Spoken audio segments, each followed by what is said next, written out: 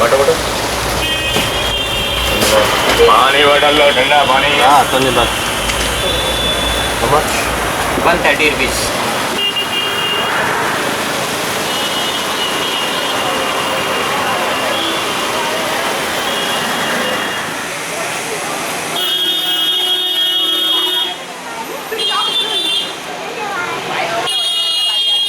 पानी बॉटल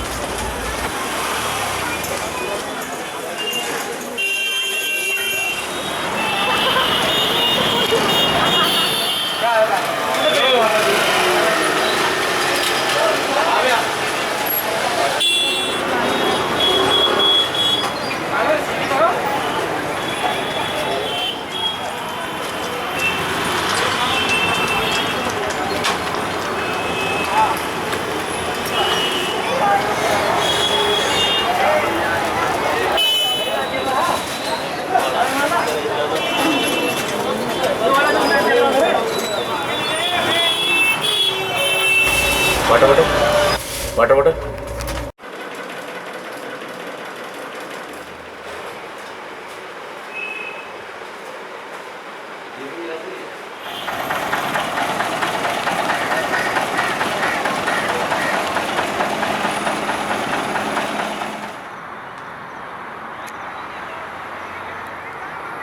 बोलिए ताजा मेरी खाना बोलिए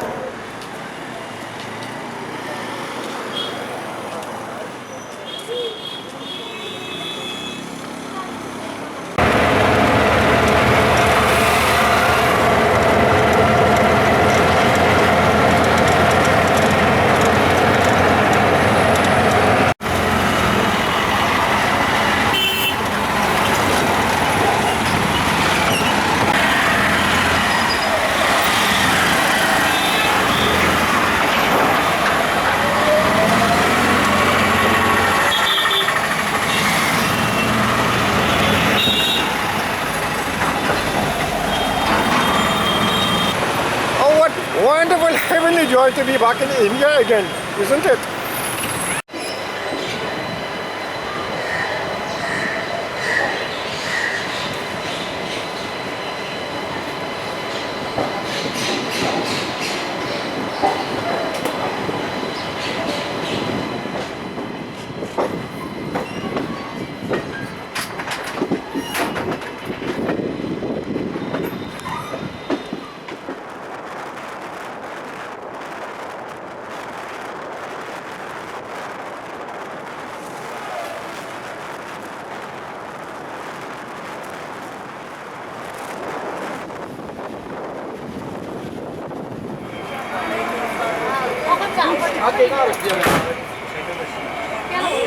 इधर गियर लीवर के साथ पानी बॉटल लो ठंडा पानी कहाँ जाना मैंने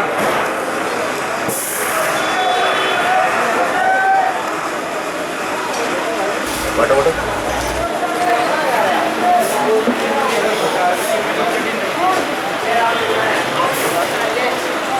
अरे खूब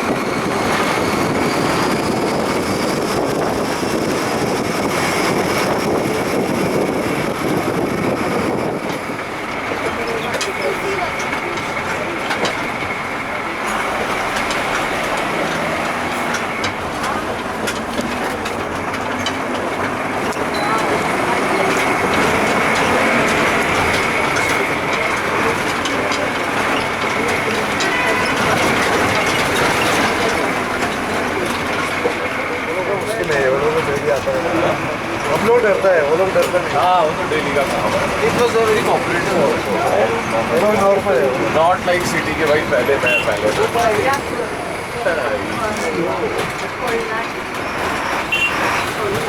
देखा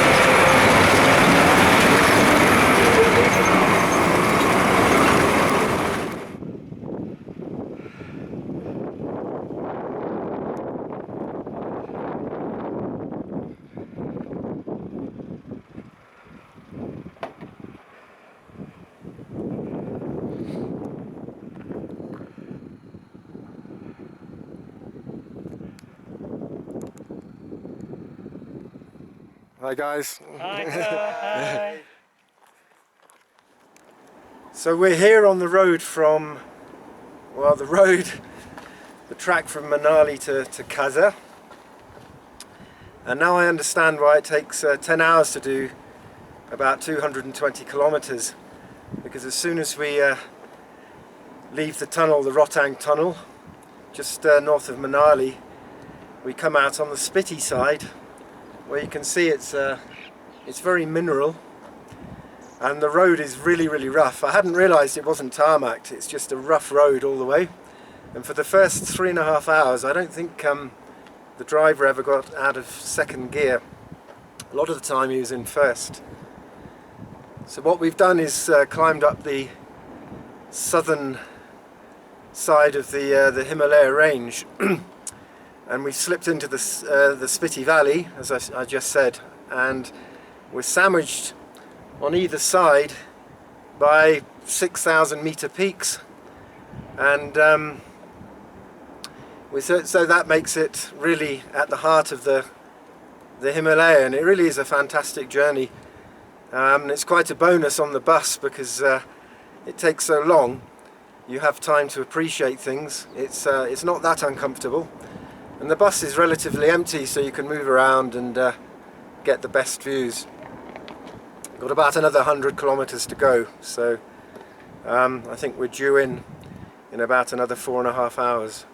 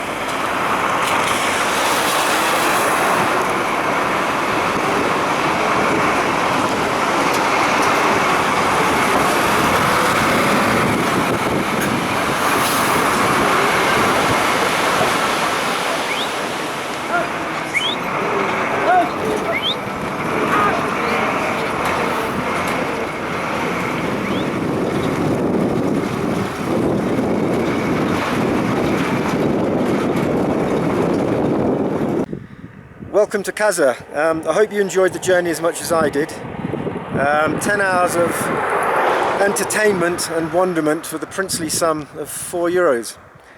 So what's it all about? There's clearly no chance of finding anything resembling a Drascombe sailing boat anywhere around here. Well, from a young age I was very keen on devouring books on exploration, mainly mountain travel, mountaineering and sailing. And there were some authors that did both, and invariably they draw parallels between the two activities. Books written by adventurous spirits such as sailors Slocum, Chichester and Moitissier, and mountaineers the likes of John Hunt, Joe Brown, Doug Scott and Bonington, and the incomparable Bill Tillman, who climbed, trekked and sailed to the four corners of the earth, filling in blanks on the map as he went, were a great inspiration to me from my very early teens. Mountains and sail have been an important part of my life, albeit at my own modest level of activity. So this autumn, on my annual jaunt in the pursuit of adventure, and let's be honest, fun, instead of launching my Drascombe coaster, I opted for a long overdue return to the Himalaya.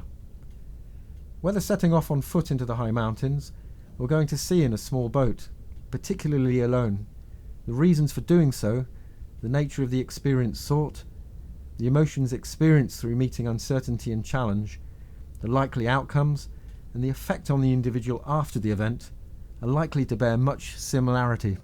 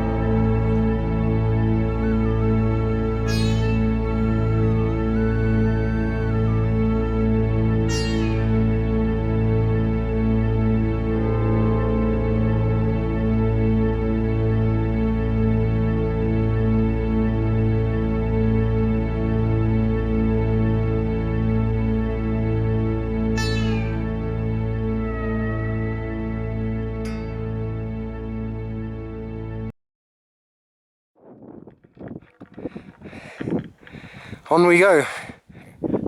The cairn's quite a welcome sight because it sort of gives me some hope that I'm on the right track.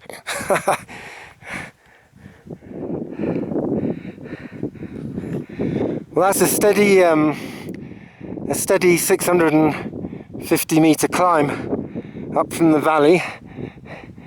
It's an easy path, not steep, but we're at nearly 4,700 metres, and feeling the lack of air.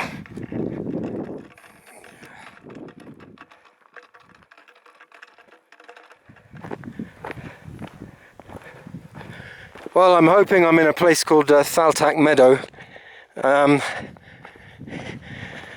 It's not really important whether I am or not, but more to the point, will there be any water here? But what a fantastic spot.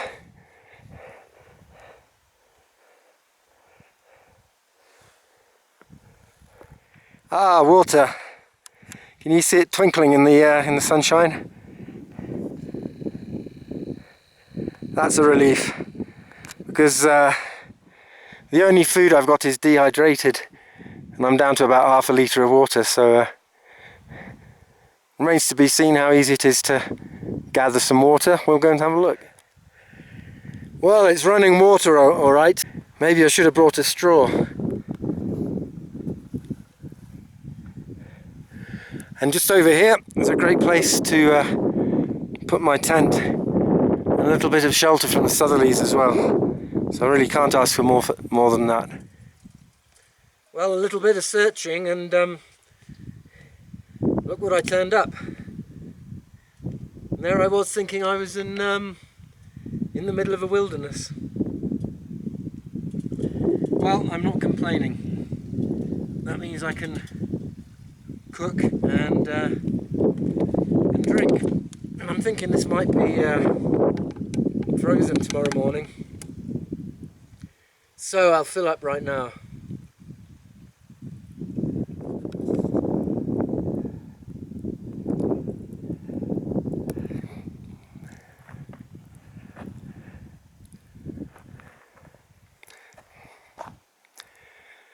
So the campsite was just over the horizon up there.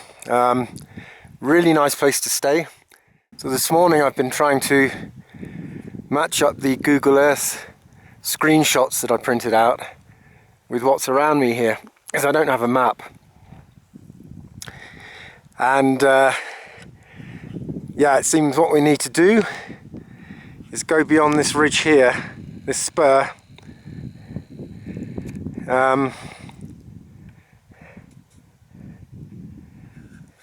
get round that. You can see actually that the path is down there, so round the spur, so we'll be into a different valley which leads its way up to the Col.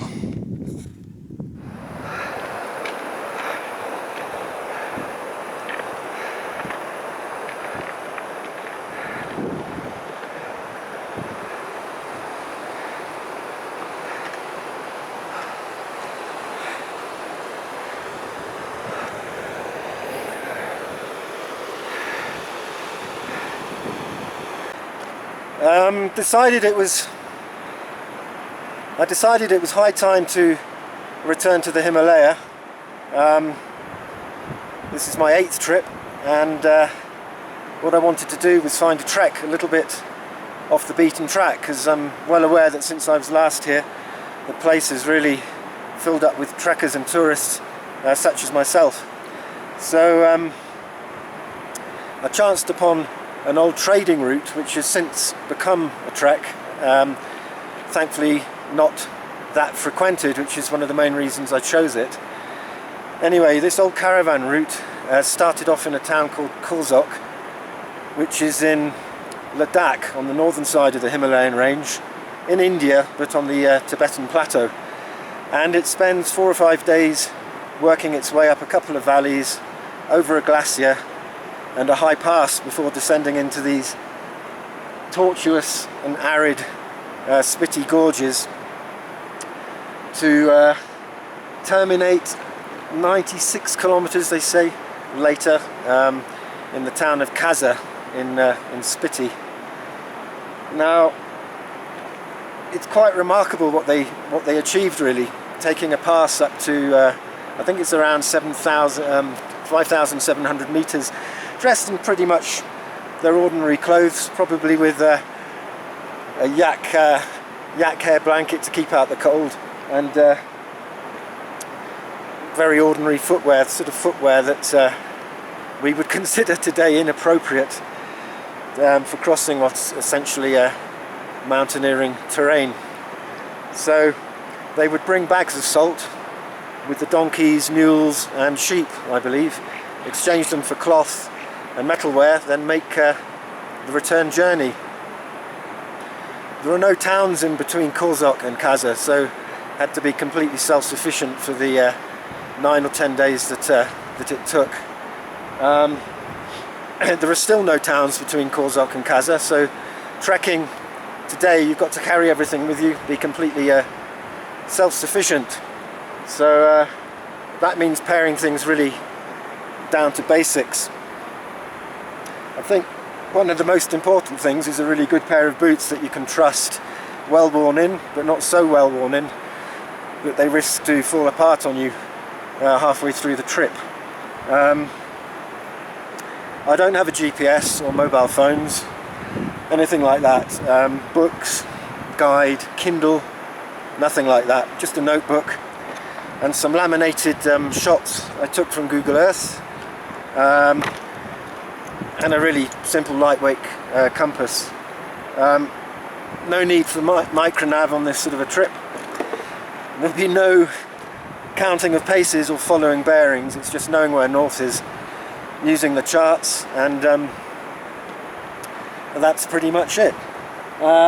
Seems to be working so far into day 3. I don't have a yak hair smock. I do have a good anorak. I've got a check shirt, no other bells and whistles.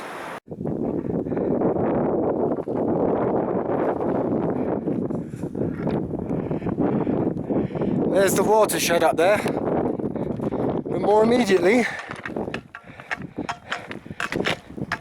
is this where I'm going to be able to bivouac this evening?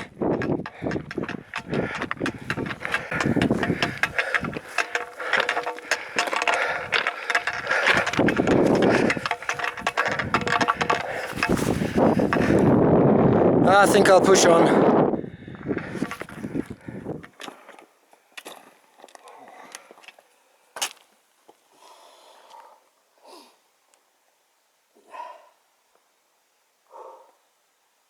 Oh, all's well. But I try and limit myself to how many times I do this. So every 10 minutes, otherwise you don't get a rhythm. And it's important to get a rhythm going, and you don't do that by stopping or starting too often. Well, the river I was travelling along earlier after descending from camp is about 450 metres back down there. So I huffed and puffed my way up here for a lunch stop, and felt every metre. It's interesting, the legs are fine, but despite having 3 days at 3 nights at nearly 3,800 metres, I don't seem to be as acclimatised as well as I'd hoped. Oh, I can see where I started this morning, on the little plateau just behind the steeply descending spur on the right hand side there.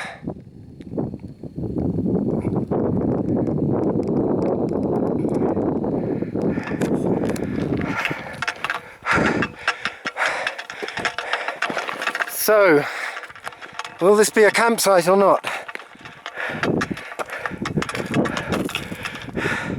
Well, there's a spot, but I'm going to dump my rucksack and see if there's anywhere more homely a little further on.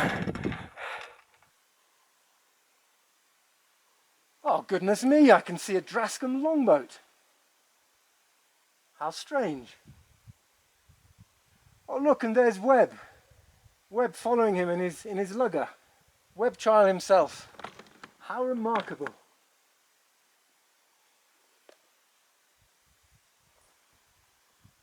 Ah, they've completely disappeared. Very odd. Third time lucky for a campsite. Yeah, that looks promising down there. That will have to do anyway, because it's too late to start climbing any further. Standing here in the campsite, maybe about 25 kilometers away, as the crow flies, as the Lammergeier flies, the first bastion of the Himalaya as you're coming up from the Indian plains. So the plains become the hills, the Sibilak Hills. Then you've got this ridge which runs for a long way back west, and there we go, a long way east. So about 6,200 meters there. So not large in Himalayan terms, but certainly big mountains. You know, you can probably get nearly 5 Ben Nevises into one of those. About 1.5 kilometers higher than the summit of Mont Blanc, if that maybe puts things into perspective a bit. So Spiti in the middle, and swinging round, just taking the campsite, and up behind me we rise up again to around 6,000 meters, and the other side of that the terrain descends fairly gradually onto the Tibetan plateau.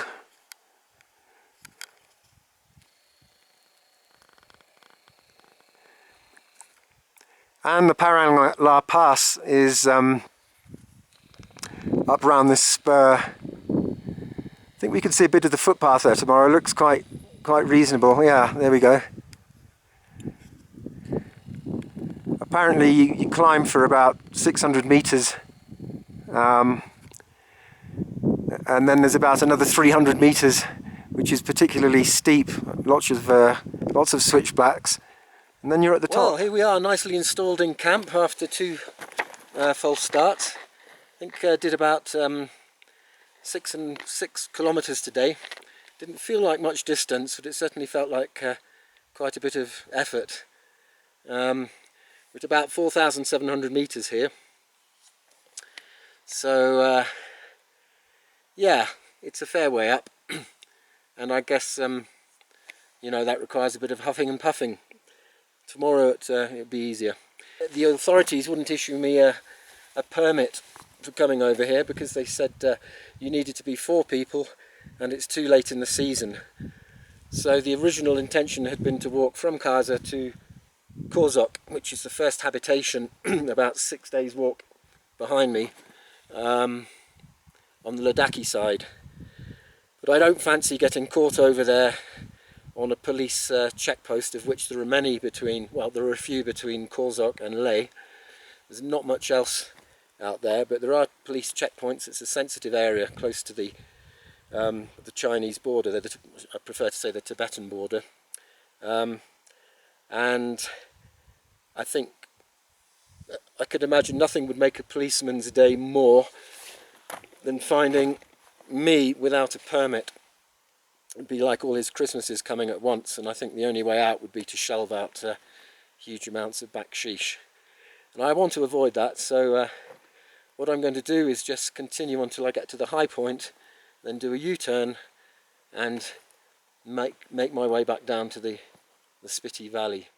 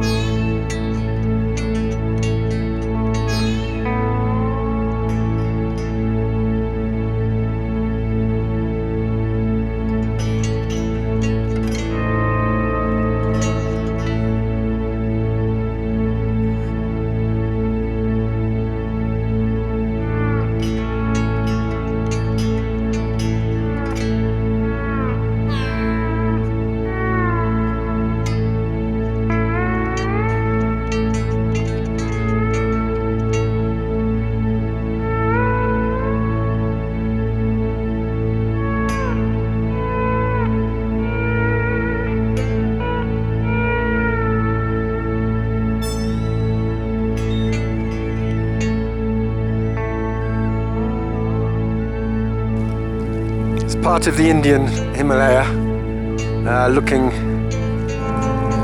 from north to south.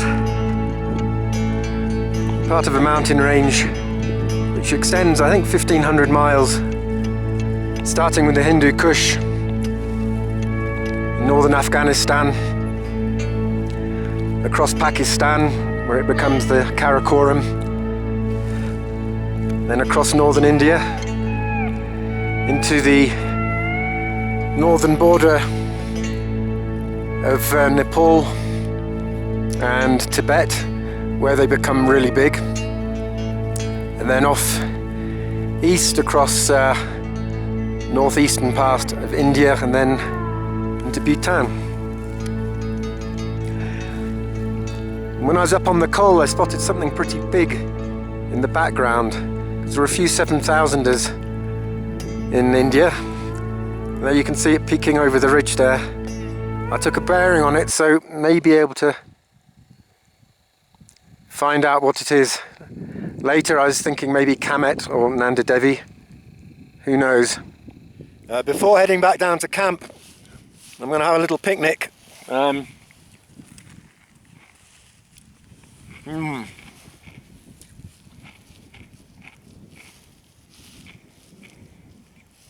not being funny, but not having anything to drink, had anything to drink since about 7 o'clock this morning. Picking up chunks of snow and munching on them is really very pleasant. I've got some dried apricots, some Indian chocolate, which doesn't melt in the sun, quite amazing. You can stick it under the hot sun when it's, I don't know, 35 degrees or something, and the chocolate just stays as it is. It's very tasty as well. Hadiram's classic salted peanuts. Delightfully scrumptious snack to binge on any time of the day.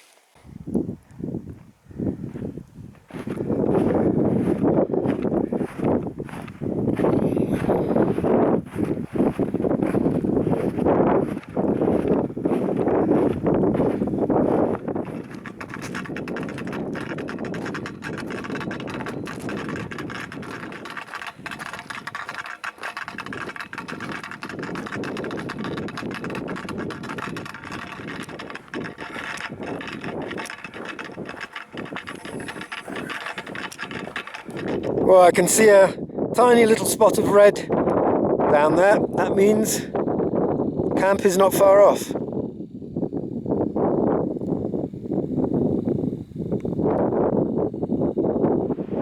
I decided to break camp quickly and come down to the river because there's water and I needed water.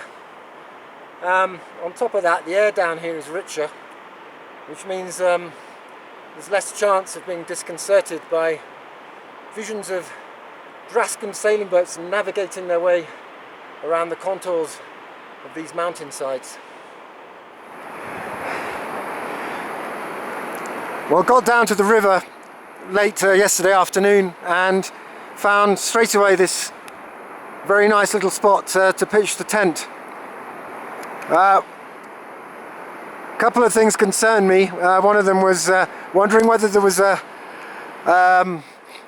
glacial lake further upstream, where you have a terminal moraine on the glacier, which behind which you have a build-up of meltwater, which one day breaches the moraine like a natural dam, and then a terrific volume of water comes flooding down the valley, taking everything in its path.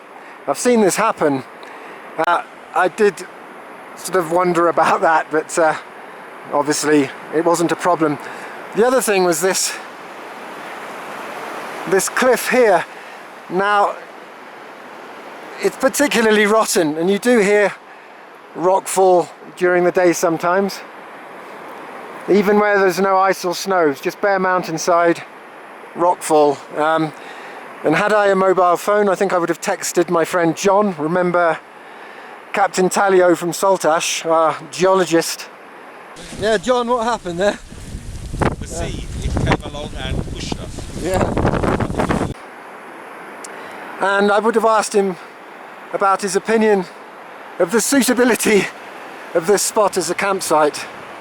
But anyway, all's well and time to be moving on.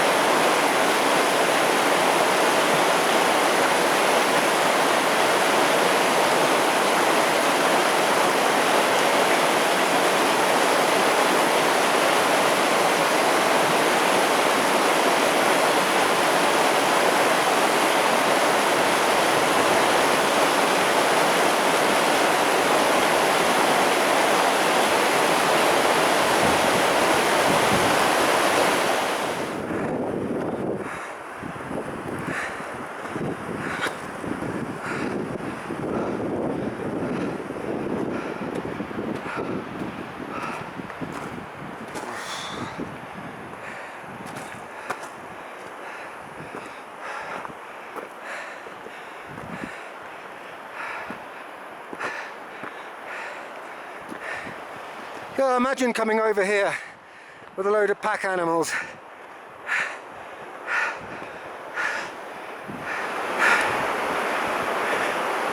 Ah, there's my little cairn that I placed a few days ago, which means we need to take a right and trudge about 400 meters up onto the top, where there is water and or even a little bit of greenery. Let's just have a look round this corner, round the Jimmy Orner. There we go, all the way up there. So we've left the river way down there, and the path makes its way up this side canyon, and it continues up there, so I suppose I will do as well. There we are, out of the canyon, and the next decent camping spot with water is up over that horizon, maybe half an hour away.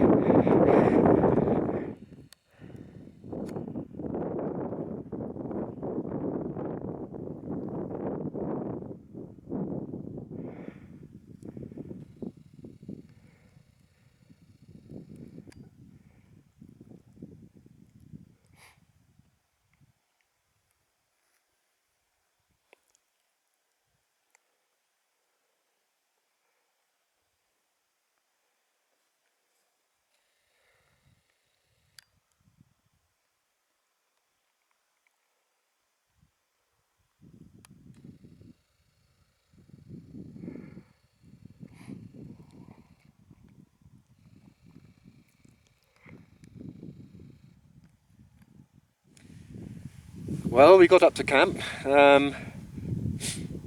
4,800 metres. It's a bit nippy up here, and I think I'm going to dive into my sleeping bag without cooking. Yeah, I think tomorrow we'll see the sun quite early, so I'm hoping there won't be any clouds, and we'll have a nice warm start to the day. It's been absolutely stunning up here today, coming down from the heights on the other side and down the river for a couple of hours, then back up the canyon to the campsite. And although there's evidence of people, unfortunately there's rubbish. I haven't seen a soul for days. I've got the entire place to myself. What a privilege. It's quite handy as well, because when your stomach suddenly makes that violent lurch, and you know you've got to relieve yourself. Without further ado, you can take care of your business, and there's nobody around to bat any eyelids. Well, come to think of it, when the same thing happens in the middle of Delhi, that doesn't seem to bat many people's eyelids either. Just as I got here, there were about 12, I was going to say yak, they could be yak, more likely dzong. I'm not sure if that's how you pronounce it, like a cross between a yak and a cow. Because apparently yaks are not happy below 5,000 metres. Anyway, a whole herd of them wandered across the skyline, which was really nice to see. Because although we're in a natural reserve, I've seen very little wildlife. Red starts, which you see, they're common enough in Europe, and the alpine chough. I think they were checking me out on the last campsite, because I know from experience that given half a chance they'll dive into your food supplies, and with surprisingly strong beaks they can get their way into tins and make a real mess. While you're away on the hill for the day, you get back and you see the choughs have made a visit. So I guess up here as well they associate people with food, so they were hanging around. Yeah, so this is a wildlife sanctuary, and I haven't seen anything. Although last night I went after dark. I went close to the edge, down by the river, to fill up some water, get some water into the bottles, and across the other side of the river were a large pair of quite widely spaced beady eyes staring at my head torch. Lasted a few seconds, suddenly disappeared, and then reappeared about 20 yards away, same thing. And then it happened again, one more time. That put me on edge a little, because it's obvious I wasn't looking at a rabbit, and this area is known for its wolves, bears, and the elusive snow leopard. I think the practice, what you should do, they say you should put your kit, and particularly your food, high up in a tree about 50 metres away from where you're sleeping. Well, small technical problem there, because there are no trees around here, so I just made do with the 50 odd metres, and I balanced my cooking pot in such a way that any animal snuffing around it and trying to get at the cheese inside would cause an almighty clatter, put me on my guard. But this morning, nothing to report. So although it would be nice to see one of those creatures, I don't fancy a close encounter when I'm snuggled up in my sleeping bag at 3 o'clock in the morning. First stars are just coming out. Alright, finished my cup of tea. I think it's time for it's sleeping bag time. Yeah, good night folks.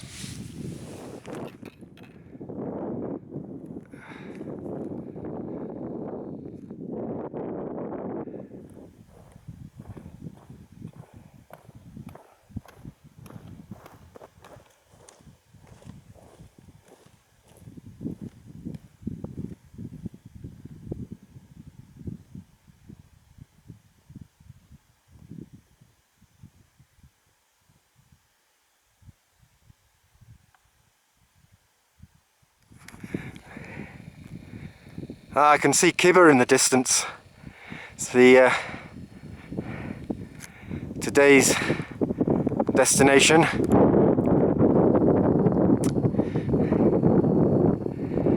I was planning to go pretty much as the crow flies, but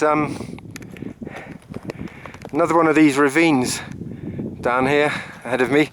So I will traverse across this hillside. I can see there's another ravine there, and hopefully somehow this side or that side get down to where I see a track. And then it will all be plain sailing.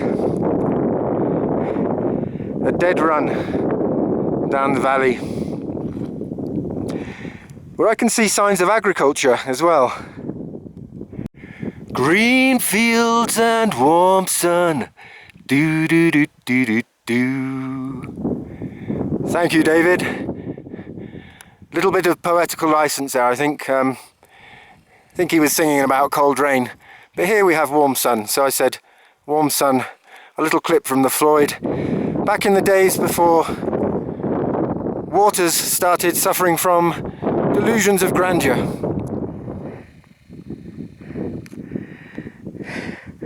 You see, these are the gorges which come up out of nowhere. They're all over the place.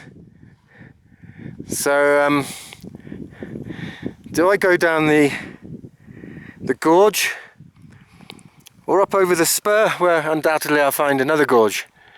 Over the spur, and into another canyon. Up, up. Oh, this looks doable, so I will continue. There's the ravine I got myself on the wrong side of. Just means you have a lot more walking to do, and if worse comes to worse, you're going to have to retrace your steps back up over the top and around the top of the ravine, which is not really what you want to be doing. But these things start off very imperceptibly, and then all of a sudden it's very steep. These details don't show up on my Google Earth printouts. Anyway, after a few scrambles and spurs, I think crossings of spurs, I mean, I think I found a spur which isn't truncated. Truncated spurs are not to be messed with as a means of trying to get off the hillside and find the valley floor. Good stuff, this. Not only for spreading on the fields, but you can burn it, keep yourself warm in the winter, and of course cook on it as well. And in the higher mountains where the trails are often indistinct, if you come across some of this, then you can be pretty sure that you're on some sort of a regular route. And of course, if you have a hole in the wall of your house, what better way to plug it with a good old smattering of yak scat. Oh, it's hot down here. So the field's not looking quite as healthy as they did from on top. The grass was greener, ding ding, ding ding, ding ding. Thank you, David. Another little clip from the Floyd there, just after the time when they decided they'd had enough of Water's delusions of grandeur, so they got rid of him. And what has that got to do with Buddhist culture in the Himalaya? Oh, I'm sure there's a link somewhere. And behind me we have a dzong. There we go. Cross between a cow and a yak. Earlier on we had yaks. We were up near 5,000 meters there. Down here we have dzongs. And then we drop a bit more and cows. I guess there's got to be an altitude where both yaks and cows are happy to exist, because if not, we wouldn't have dzongs. This is complete bliss.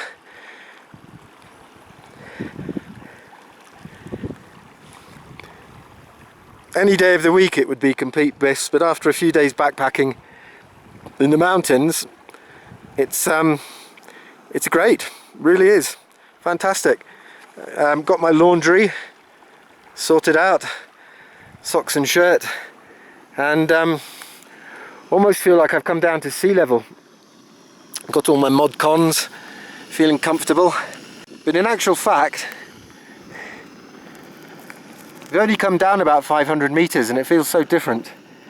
Still at 4,200 meters, which is, that's about like the summit of Mont Blanc du Tacul, which is Mont Blanc's third summit. And I'm reminded of that if I make any hasty moves. If I stand up suddenly, you can feel that there's a lack of oxygen.